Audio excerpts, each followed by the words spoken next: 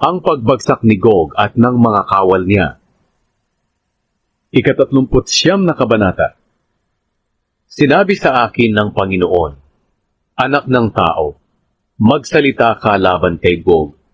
Sabihin mo sa kanya na ako ang Panginoong Diyos ay nagsasabi, Gog, kalaban kita. Ikaw na pinuno ng Meshek at Tubal. Paiikutin kita at hihilahin mula sa hilaga hanggang makarating ka sa bundok ng Israel. Pagkatapos kukunin ko ang mga armas mo. Mamatay ka at ang lahat ng sundalo mo. Pati na ang mga bansang kasama mo roon sa bundok ng Israel. Ipapakain ko ang mga bangkay ninyo sa iba't ibang uri ng ibong mandaragi at sa mababangis na hayop. Mamamatay kayo sa kapatagan, dahil ako ang Panginoong Diyos, ang nagsasabi nito. Susunugin ko ang Magog at ang mga katabi niyang bansa na malapit sa tabing dagat, kung saan mamumuhay ng mapayapa ang mga mamamayan, at malalaman nila na ako ang Panginoon. Ipapakilala ko sa mga mamamayan kong Israelita na banal ang pangalan ko, at hindi ko na papayagang lapastanganin ito. At malalaman ng mga bansa na ako ang Panginoon, ang banal na Diyos ng Israel.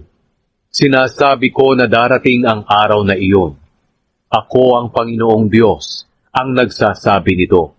Kapag dumating na ang araw na iyon, titipunin ng mga mamamayan ng Israel na nakatira sa mga bayan ang mga sandata ninyong pandigma, ang malalaki at maliliit na kalasag, mga pana, palaso at sibat, at gagamitin nila itong panggatong sa loob ng 7 taon. Hindi na nila kailangang mangahoy pa sa mga parang o kagubatan, dahil may mga sandata silang pandigma na gagawing panggatong. Sasamsaman din nila silang mga sumamsam sa mga ari-arian nila. Ako ang Panginoong Diyos, ang nagsasabi nito. Sa panahong iyon, ililibing ko si Gog at ang napakarami niyang tauhan doon sa Israel, sa lambak ng mga manlalakbay, sa gawing silangan ng dagat na patay. Napakalawak ng libingang iyon, kaya hindi na makakadaan doon ang mga naglalakbay. At tatawagin itong lambak ng hukbo ni Gog. Aabot ng 7 buwan ang paglilibing sa kanila ng mga Israelita. Sa ganitong paraan ay malilinis ang lupain. Ang lahat ng mga mamamayan ay tutulong sa paglilibing. Hinding-hindi makakalimutan ng mga Israelita ang araw na iyon. Dahil sa ganitong paraan ay mapaparangalan ako. Ako ang Panginoong Diyos, ang nagsasabi nito. Pagkaraan ng 7 buwan, may mga taong susuguin na ito lang ang gagawin. Susuyuri nila ang lugar na iyon para tingnan kung may natitira pang nagkalat na bangkay at ipapalibing nila ito upang malinis ang lupain. Kapag may nakita pa silang mga kalansay ng tao, lalagyan nila ito ng tanda para makita ng mga maglilibing at para mailibing nila sa lambak ng hukbo ni Gog. May bayang malapit doon na tatawaging Homona o maraming tao. Sa ganitong paraan nila lilinisin ang lupain. Sinabi pa ng Panginoong Diyos sa akin, Anak ng tao, ipunin mo ang lahat ng uri ng ibon at mababangis na hayop doon sa bundok ng Israel. Dahil maghahanda ako ng isang piging at marami akong ihahandog doon na makakain nila. Kakain sila ng laman at iinom ng dugo ng matatapang na mga sundalo at pinuno na parang kumakain lang sila ng tupa, baka at kambing na pinataba mula sa Bashan. Sa piging na ito na ihahanda ko para sa kanila, magsasawa sila sa pagkain at pag-inom hanggang sa mabusog at malasing ang mga ito. Mananawa sila sa pagkain ng mga kabayo, mga ngabayo, at matatapang na sundalo. Ako ang Panginoong Diyos, ang nagsasabi nito.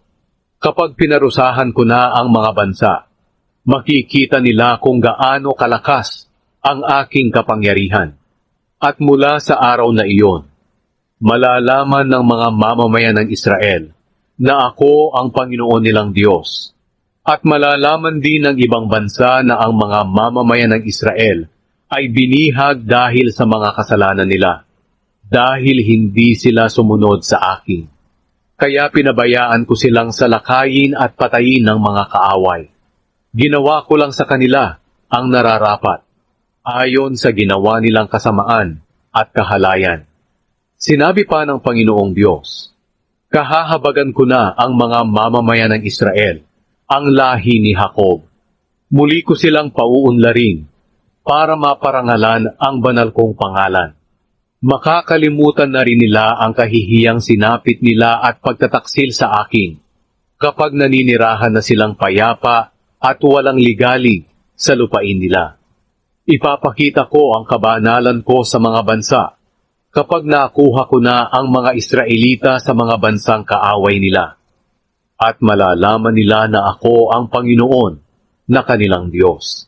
Sapagkat kahit ipinabihag ko sila sa ibang mga bansa, ibinalik ko rin silang lahat sa lupain nila, at wala akong iniwan, kahit isa. Hindi ko na sila pababayaan, dahil ipapadala ko ang aking espiritu sa kanila. Ako ang Panginoong Diyos, ang nagsasabi nito.